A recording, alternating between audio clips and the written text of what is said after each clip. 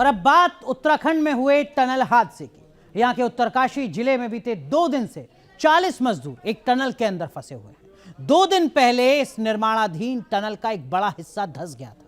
Tunnel में फंसे 40 मजदूरों से संपर्क कर लिया गया है।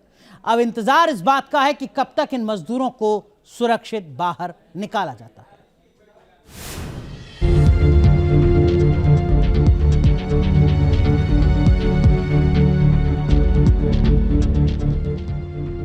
तारीख 12 नवंबर 2023, दिन रविवार, समय सुबह 5 बजे।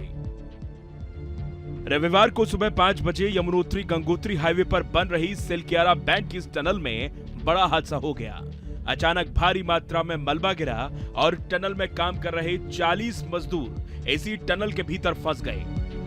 हादसे की खबर लगते ही प्रशासन की टीम लाव लश्कर के साथ मौके पर पहुंची। मजदूरों को सुरक्षित निकालने के लिए तुरंत रेस्क्यू ऑपरेशन शुरू कर दिया गया।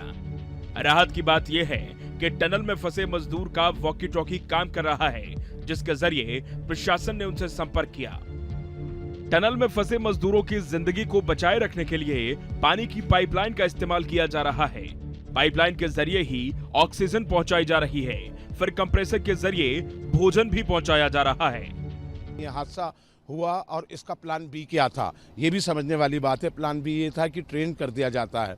वॉकी टॉकी उनके पास पहले थी और अगर इस तरीके से मलबा ऊपर से गिरता है तो मैं दिखाना चाहूँगा, ये सपोज कीजिए जो पाइप है, इस 4 इंची का मोटा पाइप जो वाटर पानी की सप्लाई के लिए जाता है अंदर, उसी को बातचीत का हथियार और उसी को फूड सप्लाई चैन के रूप में इस्तेमाल किया गया है। ये ट्रेनिंग पहले से मजदूरों को दे दी जाती है कि अगर ऐसा मलबा आता है और आप फंस जाते हो तो क्या क्या बचाव कार्य उसमें किए जाने चाहिए।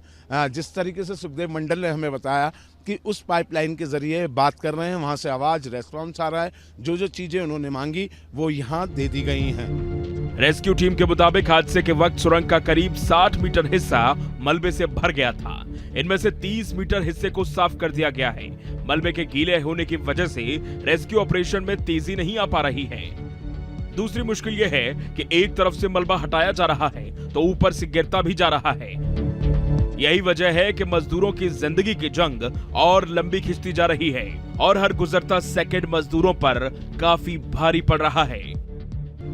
सुरंग के पास से मलबा हटाने के लिए जेसीबी और दूसरी मशीनों का इस्तेमाल भी हो रहा है, लेकिन इस रेस्क्यू मिशन के रास्ते में टनल के ऊपरी हिस्से के पत्थर परेशानी भी बन रहे हैं। प्रशासन ने मजदूरों को बाहर निकालने का एक नया प्लान तैयार किया है। इस प्लान के मुताबिक बड़ी बड़ी स्टील पाइप्स को सुरंग के अंदर डाला जाएगा। इस स्टील पाइप को मलबे में छेद कर मजदूरों की तरफ भेजा जाएगा। फिर इसी स्टील पाइप के जरिए मजदूरों को निकाला जाएगा। इसके लिए ऑगर ड्रिलिंग मशीन का इस्तेमाल किया जाएगा। ऑगर ड्रिलिंग मशीन साइट पर भी पहुंच चुकी है। मशीन के लिए प्लेटफॉर्म भी तैयार किया जा चुका है और वो सभी लोग सेफ एंड साउंड हैं। उनके लिए जो भी खाद्य पदार्थ की व्यवस्था है, पानी की व्यवस्था है, वो की जा रही है। कुछ दवाइयों की व्यवस्था भी सीएमओ साहब के द्वारा अभी की गई है और उनको दवाई भी भिजवाई जा रही है। जहाँ तक रेस्क्यू की बात है, pipe pushing is about to start. ये अभी प्रारंभ होने वाली है प्रक्रिया। उसके लिए प्लेटफॉर्म तैयार हो चुका है और हम अपने शेड्यूल के अनुसार ही प्रोग्रेस कर रहे हैं और होपफुली जल्द ही प्रक्रिया प्रारंभ हो जाएगी। मुख्यमंत्री पुष्कर सिंह धामी खुद इस रेस्क्यू मिशन पर नजर बनाए हुए हैं। प्रधानमंत्री नरेंद्र मोदी ने भी फोन पर हर संभव मदद की बात कही है। उत्तराखंड सरकार का दावा है कि अगले कुछ ही घंटों में टनल में फंसे सभी मजदूरों को बाहर निकाल लिया जाएगा।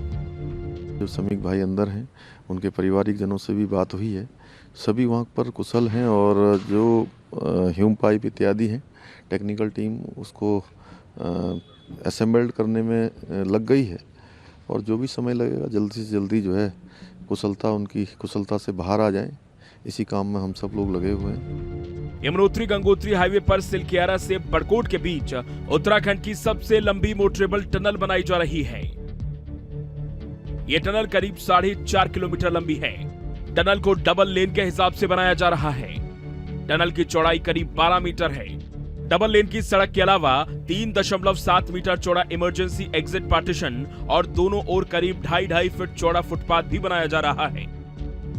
टनल का करीब 90% काम पूरा हो चुका है। सिलक्यारा से करीब 500 से 600 मीटर दूरी तक का काम बचा था, लेकिन रविवार की सुबह इस हिस्से में अचानक ही भरभराकर मलबा गिर पड़ा और सिलक्यारा के ओपनिंग पॉइंट से, यानी जहां से ये सुरंग आकर बाहर खुलती है, उससे करीब 200 मीटर अंदर सुरंग का रास्ता पूरी तरह से बंद हो गया। इस टनल हादसे की जांच के लिए एक 6 सदस्यीय कमेटी का गठन भी किया गया है।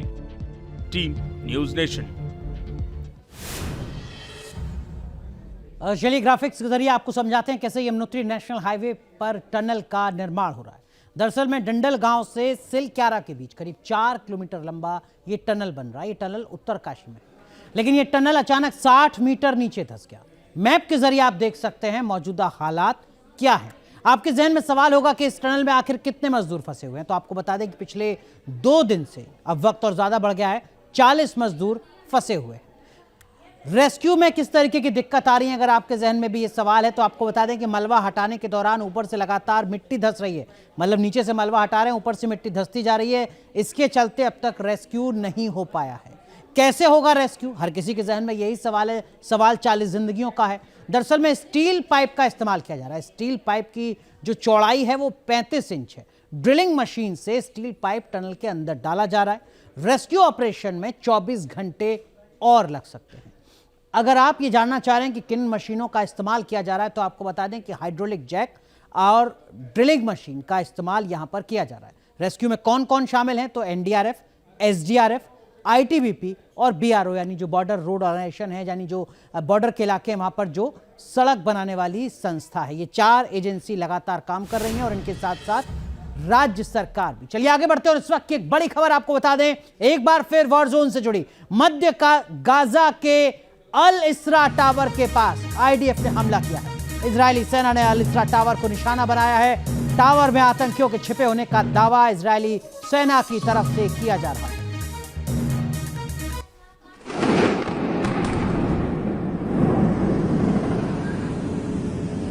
तो ये धुएं का गुबार, धमाके की गूंज आप सुन सकते हैं। ये गाजा के मध्य में टावर, जिसको निशाना बनाया आईडीएफ।